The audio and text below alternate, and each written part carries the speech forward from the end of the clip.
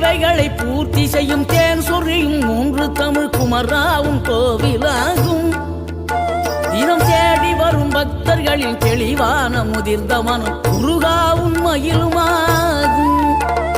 வேடனூறு கொண்டு பெரும் வேங்கை மரமாகி நின்ற வென்றீர் அணிந்த முருகன், நீ வாடுகின்ற உள்ளமதில் வற்றாது அருள் சேர்க்கும் வானோர்கள் போற்றும் தலைவன்.